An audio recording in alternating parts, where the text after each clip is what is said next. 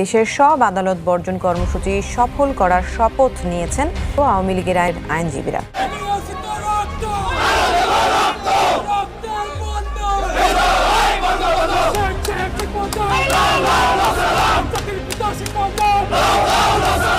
এই নির্বাচন আপনারা কেউ ভোট দিতে যাবেন না। এই নির্বাচন পাতানো খেলা নির্বাচন।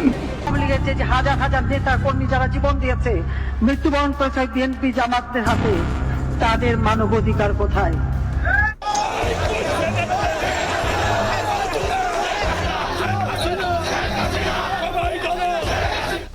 ইউনূস সরকারের অবৈধ নির্বাচনের বিরুদ্ধে রাজপথ দখলে নিয়ে আদালত বর্জন কর্মসূচি পালন করছে আওয়ামীপন্থী আইনজীবীরা।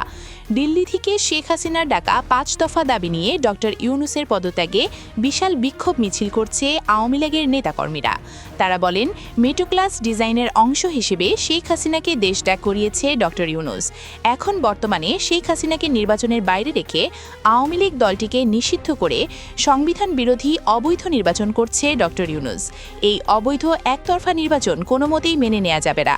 যতক্ষণ আমরা ডক্টর ইউনূসের পতন ঘটিয়ে আওয়ামী লীগ দলটি অর্থাৎ শেখ হাসিনাকে দেশে ফেরাতে পারব, ততক্ষণ আমরা দেশের রাজপথ ও আদালত বর্জন কর্মসূচি পালন করে যাব। আমরা এমন সরকার চাই না, এই সরকার মানা উচিত না, আমরা মানবো না। শেখ হাসিনা সরকার বারবার দরকার, হ্যাঁ সারা এই দেশ উদ্ধার করতে পারবো না। এই সারা এই দেশ উদ্ধার করতে পারবো না। হ্যাঁ এই রাখবো, হ্যাঁ এই জনগণের কাছে নিরাপত্তা, হ্যাঁ কাছে জনগণ নিরাপত্তা, হ্যাঁ কাছে জনগণ ভালো থাকে।